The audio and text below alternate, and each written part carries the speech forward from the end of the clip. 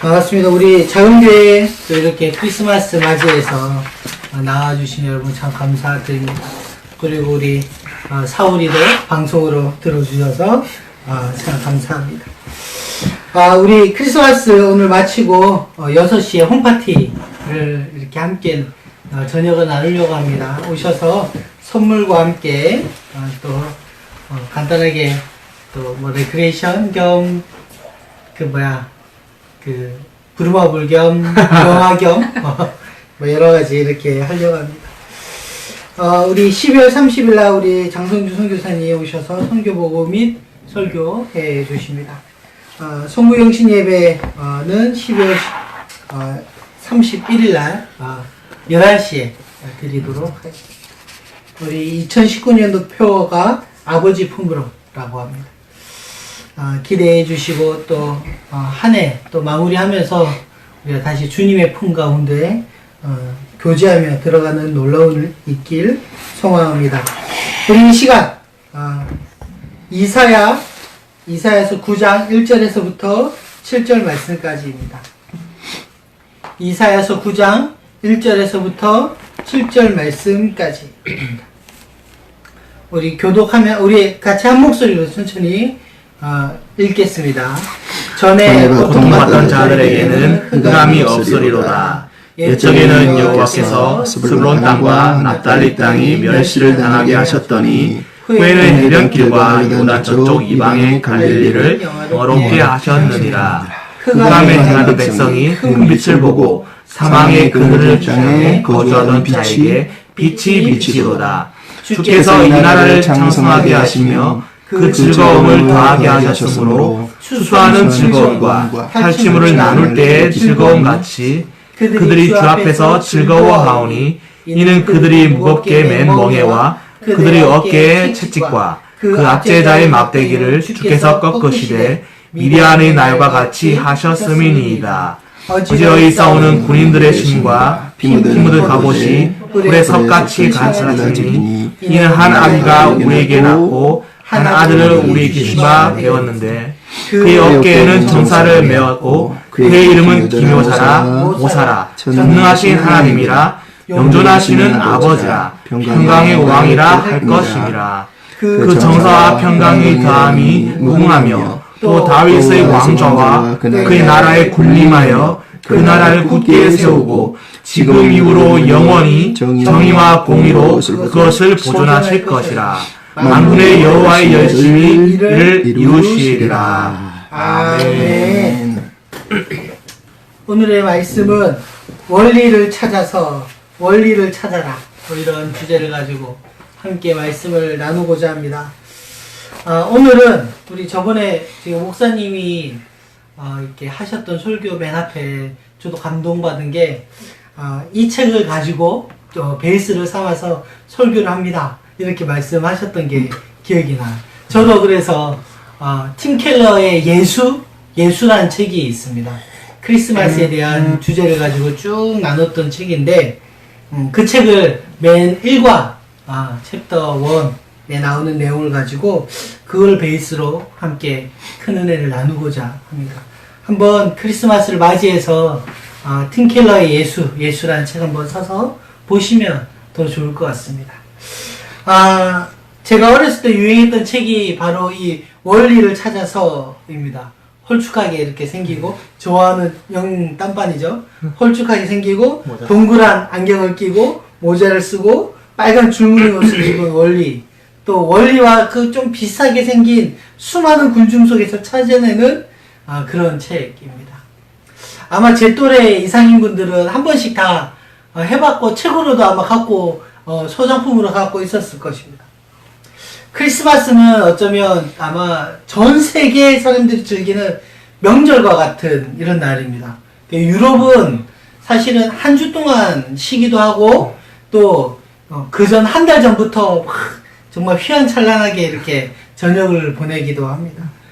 우리가 말하는 이런 빨간 날이죠. 그러다 보니까 신자와 비신자 양쪽이 동시에 지키다 보니 좀 양쪽 다 이제는 좀 불편한 일들이 생기기 시작합니다. 비신자들은 점점 크리스마스의 이런 기독교적인 어원들, 의미들 이런 것들을 회피하기 시작합니다. 심지어 몇 년 전에 서울시청 여기에는 매년 대형 이런 크리스마스 트리를 하거든요. 근데 무슨 일이 있었냐면 그 위에 별을 올려놓는 것에 대해서 시민단체나 이런 게 항의했던 기사를 본 게 있어서 그때 그 해에는 크리스마스 별을 내려놓았습니다. 지금은 또 뭐 어떻게 하는지 모르겠습니다. 그만큼 크리스마스의 의미가 퇴색되어 버리고 세속절기가 되어버린 것 같습니다. 하지만 크리스마스 때 아이들에게 또 연인들에게 또 가족들과 선물을 주는 이런 행위를 하지 않습니까? 우리도 오늘 저녁에 함께 선물을 내어줍니다. 왜 그렇습니까? 바로 선물로 오신 그 구원을 선물로 주신 예수님께 대한 자연스러운 반응입니다.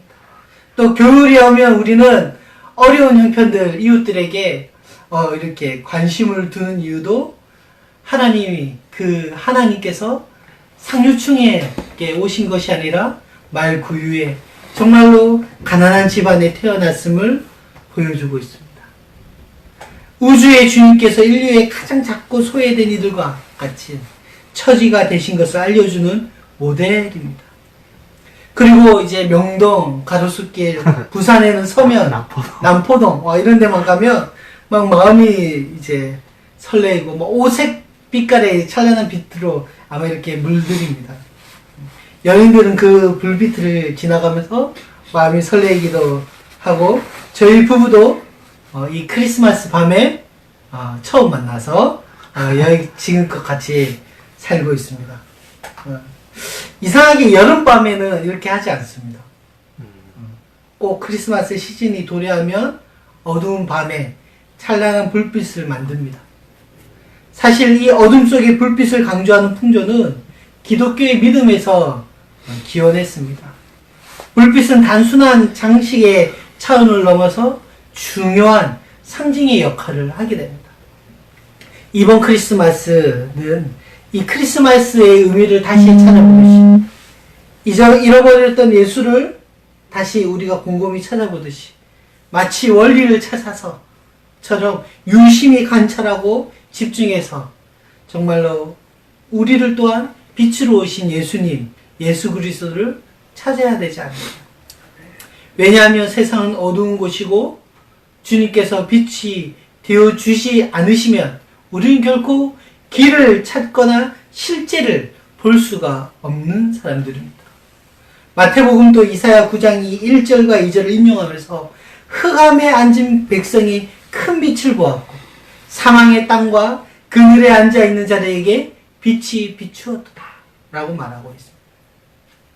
많은 사람들이 크리스마스를 즐기고 노는 문화로 이렇게 바꾸려고 하고 있습니다.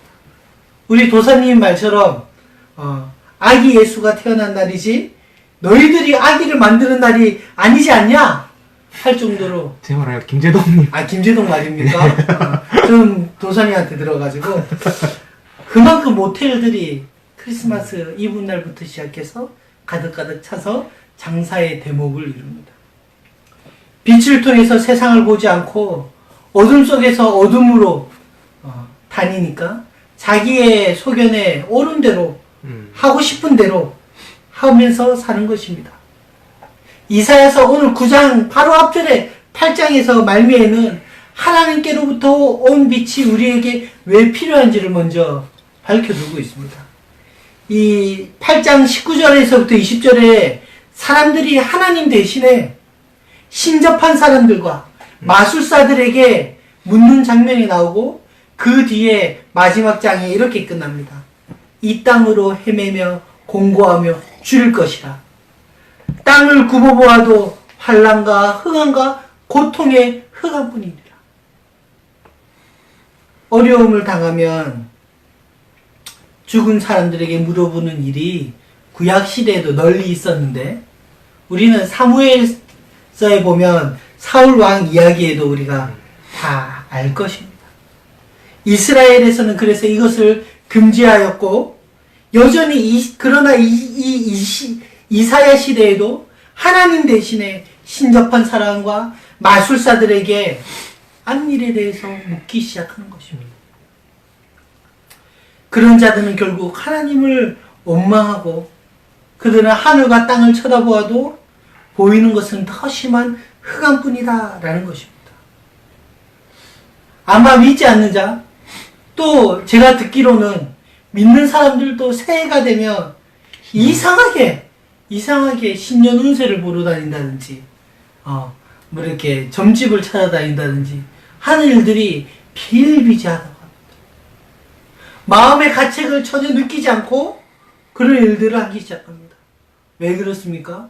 우리 인생의 주권이 하나님에게 있지 않다라고 여기는 것이죠. 그래서 하나님께 이 우리의 인생을 어떻게 주님 앞에 살아갈지는 사실은 성경에 다 나와 있고 또한 그 빛인 예수 그리스도 앞에 나아가야 되는데 우리는 이상하게 반대로 행하고 있는 것입니다. 그래서 이 이사야서에는 뭐라고 이야기합니까? 바로 앞에 이야기했지만 흑암 속으로 여전히 다니는 백성이라고 하는 것입니다. 그런데 문제는 이 요한복음 1장 9절에서 10절에 보면 이렇게 기록되어 있습니다. 참빛 곧 세상에 와서 각 사람에게 비추는 빛이 있었나니 주님을 이야기하는 거죠. 그 빛을 비추는데 그가 세상에 계셨으며 세상은 그로 말미암아 지은 바 되었으되 세상이 그를 알지 못하였고 빛이 비추고 있고 그분께서 우리와 함께 하고 계시는데도 세상이 그를 알지 못하였고 그 흑암에 있는 세상이 빛이신 예수 그리스도 그분을 알지 못하는 것입니다. 이것이 너무나 큰 슬픔인 것입니다. 그나마 크리스마스라는 이 큰 절기를 통해서 그래도 당당하게 말하고 외칠 수 있는 이 날을 우리는 점점 빼앗겨 버립니다. 정체성도 잃어가고 마치 그 흑암의 블랙홀이 막 더 큰 어둠을 만들고 주변에 있는 빛들을 다 이렇게 빨아들이는 그런 현상과 같은 것 같습니다.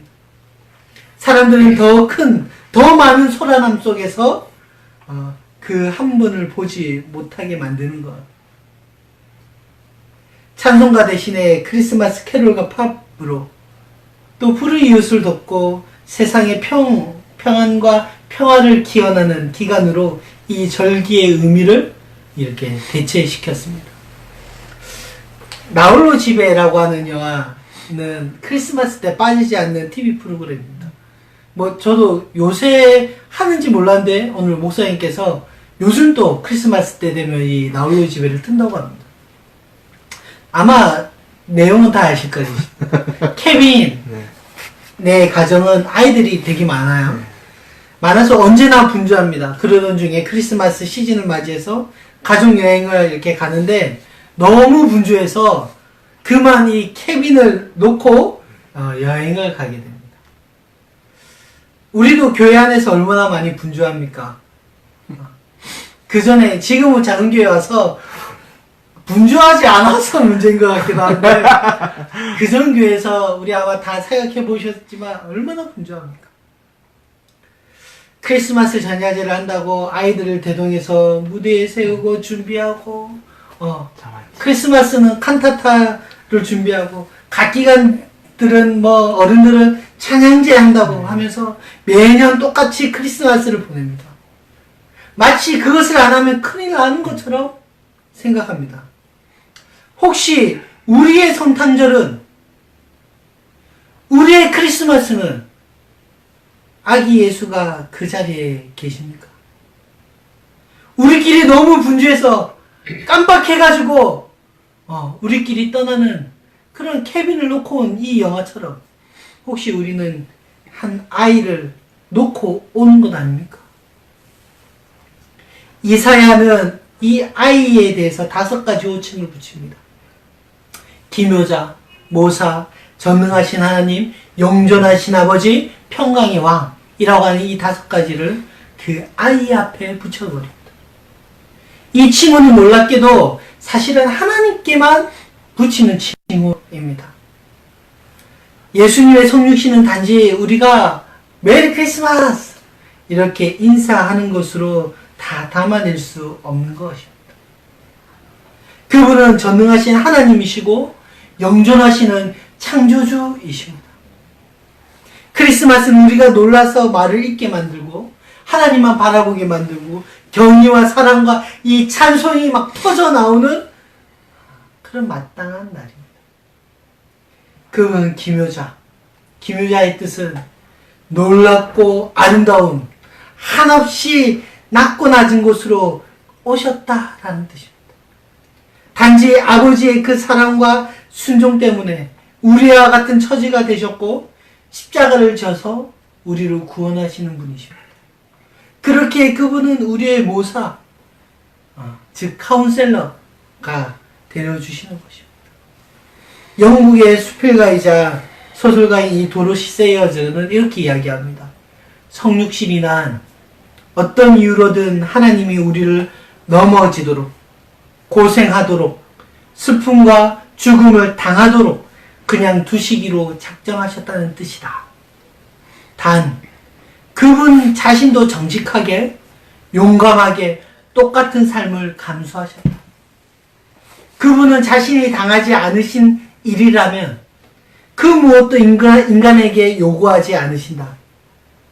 가정생활의 사소한 짜증, 고된 일과 재정의 부족의 그런 답답한 굴레에서부터 가장 참혹한 고통과 수모와 패배와 고통과 절망과 죽음까지 이르기까지 인간의 모든 그런 경험을 친히 겪으신 분이시다. 그분은 가난하게 태어나 무한한 고통을 당하셨고 이 모두를 우리를 위해 얼마든지 가치 있게 여기셨다. 이렇게 이야기를. 아픔과 이런 역경을 지날 때 똑같은 길을 걸었던 사람과 사실은 대화하면 너무 좋습니다. 그 사람이 바로 나와 같은 일을 경험했기 때문에 사실 뭐 말하지 않아도 손만 잡아줘도 옆에 있어줘도 눈물이 흐르고 위로가 되는 것입니다. 우리 주님이 그런 분이시죠. 주님이 아기 예수로 성육신에서 오셔서 우리에게 하시는 일들이 그렇습니다. 기묘자이신 그분께서, 놀랍고 아름답고 위대한 그분께서 모사로 오셔서 우리에게 하시는 일입니다. 우리가 정서적으로 건강한 교회를 다 막 끝냈지 않았습니까? 그 속에서 놀랍게 여겼던 것이 바로 필리핀 여성의 마그다라고 하는 이야기를 아마 우리 성도분들 다 아실 겁니다.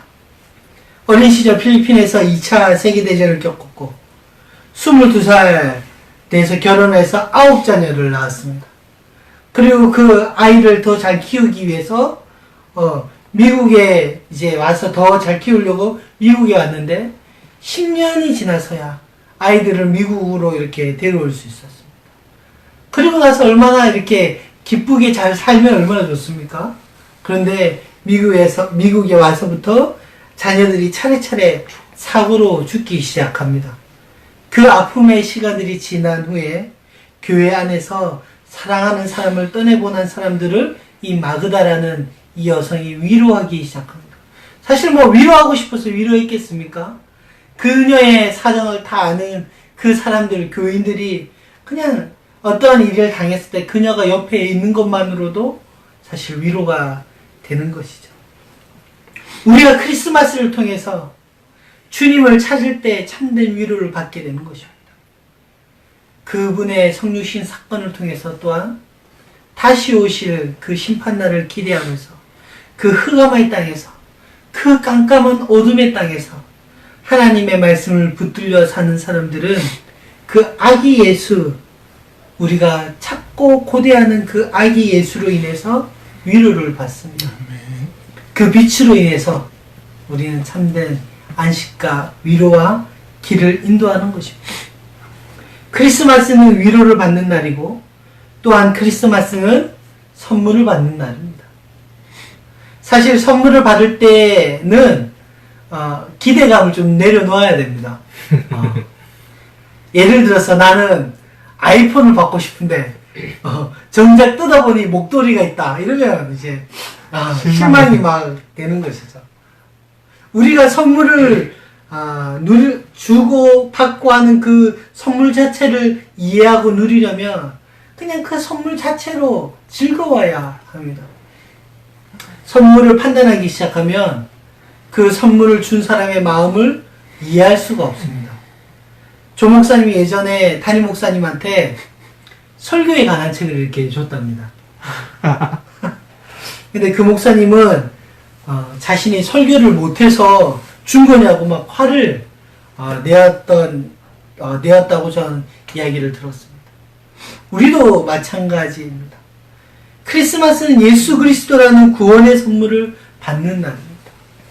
만약에 누가 저에게 다이어트라는 책을 이렇게 준다고 생각해 보십시오. 막 짜증이 확 날 수도 있을 것 같아요. 근데 아마 준 사람은 꼭 필요해서 줬어.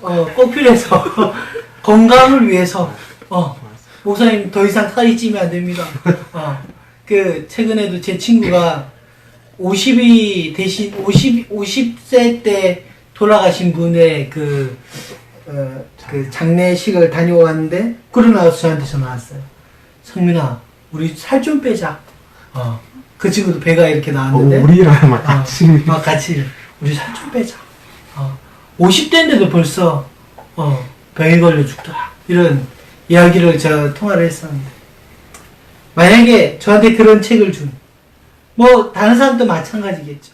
내 의도와 상관없이 나는 그 의도에 맞게끔 줬다고 생각했는데 받는 사람이 다른 의도로 여긴다면 그래서 이 크리스마스의 진정한 선물을 받으려면 우리 자신의 기대감을 내려놓거나 더 중요한 것은 우리 자신이 죄인임을 알아야 되는 것입니다. 우리 스스로가 티끌과 같다고 인정해야 되는 것입니다. 내가 낸데 어깨에 힘들어가고 내가 티끌이라는 존재로 인식하지 않으면 우리는 이 선물을 받을 사람이 아닙니다. 이 선물을 기쁨으로 누릴 사람이 아닙니다. 이 자존심을 완전히 버려야만 주님의 선물을 받을 수가 있는 것입니다. 우리가 영적으로 거듭나고 그분의 위대한 사랑을 경험하고자 한다면 결국 그분과 같은 길로 내려가야 합니다. 크리스마스가 주는 약속을 이해하려면 먼저 우리가 인정해야 될 것이 있는데 바로 우리의 삶에 가분한 은혜로 비치는 이 빛이 없이는 우리 스스로가 구원하기가 어려운 사람들이라는 것. 우리 스스로가 누구인지를 알아야 된다는 것입니다. 이번 크리스마스에는 원리가 아니라 원리를 찾아야 되지 않겠습니까? 그 한 분 예수 그리스도를 우리가 좀 찾아야 되지 않겠습니까? 기묘자라, 모사라, 지존하신 왕이라, 영존하신 분이시 그 창조주 하나님을 우리가 봐야 되지 않겠습니까? 오늘 말씀을 정리하겠습니다. 이번 크리스마스를 보내면서 저는 두 가지의 큰 은혜가 있기를 소망합니다. 첫 번째는 예수님을 찾아서 주님 앞에 나아가기를 소망하는 것입니다. 그분은 우리의 중보자이고 위로자입니다. 하나님 그분은 고생을 겪으셨고 친구들에게 배신을 당하셨고 버림을 받으셨습니다. 사랑하는 사람의 죽음을 목도하셨고 그 아픔을 겪으신 분이십니다. 억울하게 모함을 받으셨습니다. 크리스마스는 여러분이 겪은 일을 그분도 아신다는 의미입니다. 그분께 아뢰면 사실 그분이 다 받아주신다는 것입니다. 그 아기 예수 앞에 우리가 나아가야 되지 않겠습니까? 두 번째는 주님의 선물을 온전히 받는 크리스마스가 되기를 소망하는 것입니다. 오늘 본문 6절에 한 아들을 우리에게 주신 바 되었는데 라고 되어 있습니다. 한 아들을 우리에게 주었다라고 이야기하고 있는 것입니다. 이 선물은 누추한 구유에 있기도 하고 때로는 십자가의 길 위에 있기도 하고 이 선물은 죄인과 창기의 친구로서 오시기도 합니다. 누구든지 이 십자가의 구원을 꺼리는 것이요 어떤 일은 미련한 것이라고 손가락질하고 조롱할 수도 있습니다. 이 선물은 십자가의 도가 멸망하는 자들에게는 미련한 것이고 구원받는 우리에게는 하나님의 능력이 된다라고 이 선물에 대해서 이야기하기로 합니다. 우리가 이 선물을 온전히 받는 사람들이 되기를 소망합니다. 할렐루야. 이번 2018년도 크리스마스를 준비하면서 저에게 드는 한 가지 마음이 있었습니다. 첫 번째 의 마음은 예전보다 흥이 안 난다라는 것입니다. 흥이 나지 않아요. 물론 우리가 막 교회에서 축제를 준비하지 않아서이기도 하고 조금 내가 나이가 좀 먹었나? 이런 생각이 들기도 하였습니다. 두 번째 생각은 함께하는 사람들이 더 많아졌으면 좋겠다라는 것입니다. 그저 그냥 교인들이 늘어나는 것 말고 그냥 이 크리스마스를 온전히 함께 기뻐하고 즐길 수 있는 사람들이 있었으면 좋겠다라는 것입니다. 물론 가족과 보내기는 사람들이 있을 것이고 또 친구들과 보내는 사람들이 있겠지만 또 다른 의미로 정말로 소외되고 연약하고 힘들어하는 사람들과도 보내는 일들이 있었으면 좋겠다라는 마음이 이번 2018년도 크리스마스를 이렇게 지나면서 느끼는 것입니다. 이번 크리스마스는 우리가 메리 크리스마스라고 기쁨과 함께 정말로 주님을 기대하며 바라보며 살기를 소망합니다. 아멘. 우리 찬송 한 곡 하겠습니다. 우리 고개 들어 함께 찬송하겠습니다.